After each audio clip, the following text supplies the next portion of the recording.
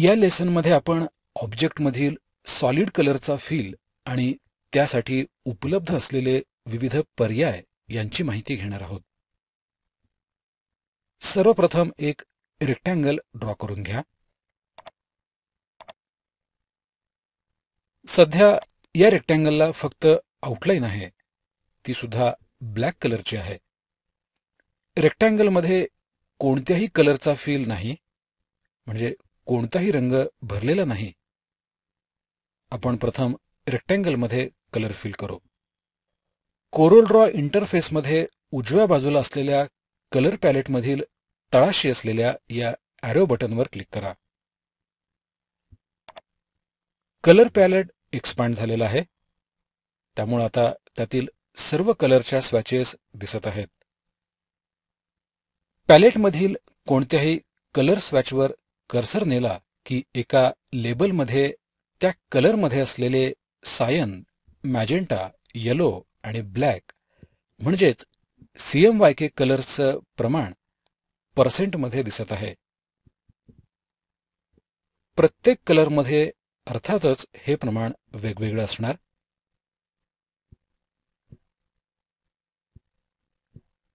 Colour स्वॅचमधील रंगांच्या या प्रमाणाचा थेट संबंध ऑफसेट प्रिंटिंगमधील रंगांशी असतो. CMYK कलरचं जे प्रमाण इथं ग्राफिकमध्ये दिलेलं असतं, त्याच प्रमाणात ऑफसेट प्रिंटिंगमधील CMYK या रंगांच्या इंक्स वापरल्या जातात. कलर पॅलेटमध्ये कोणत्याही एका स्वॅचवर क्लिक करा. क्लिक केलेल्या स्वॅचचा कलर आता रेक्टँगलमध्ये फिल झालेला आहे. फिल झालेला रंग बदलायचा असेल तर दुसऱ्या हव्या असलेल्या कलर स्वॅचवर क्लिक करा. कोणत्याही कलर स्वॅचवर माऊसचं डावं बटन दाबून ठेवल्यास त्या कलरच्या विविध शेड्स असलेलं आणखी एक फ्लोटिंग पॅनल शेजारी ओपन होतं. त्यातूनही रंगांची निवड अधिक अचूकपणे करता येते. फिल केलेला कलर मॉडिफाय करायचा असेल तर स्टेटस बारमध्ये या ठिकाणी पहा.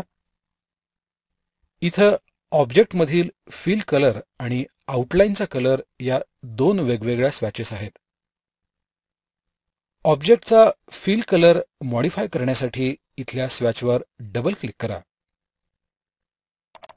युनिफॉर्म फिल या नावाचा डायलॉग बॉक्स ओपन झाला आहे.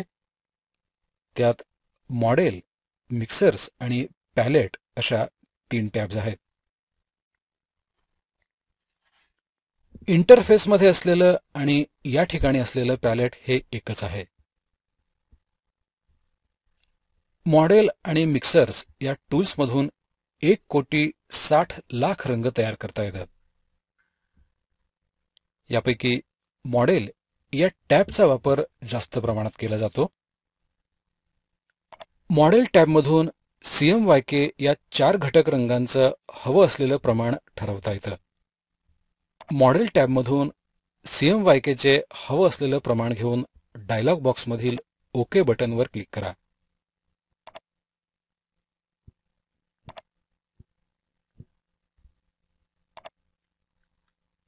डॉक्युमेंटमधील कोणत्याही ऑब्जेक्टमधून फिल केलेला कलर काढून टाकायचा असेल तर कलर पॅलेटमध्ये सर्वात वर असलेल्या नो फिल या स्वॅचवर क्लिक करा. ऑब्जेक्टमध्ये असलेला कलर फिल निघून गेलेला आहे. टूल बॉक्समध्ये रेक्टँगल टूलवर डबल क्लिक केल्यास डॉक्युमेंट साईजच्या आकाराचा एक रेक्टँगल आपोआप ड्रॉ केला जातो. हा रेक्टँगल तंतोतंत डॉक्युमेंटच्या आउटलाईनवर बसेल. एखाद्या डॉक्युमेंटच्या बॅकग्राऊंडला कलर फिल हवा असेल तर या पद्धतीनं तंतोतंत डॉक्युमेंटच्या आकाराचा रेक्टँगल ड्रॉ करून त्यात कलर फिल करता येईल.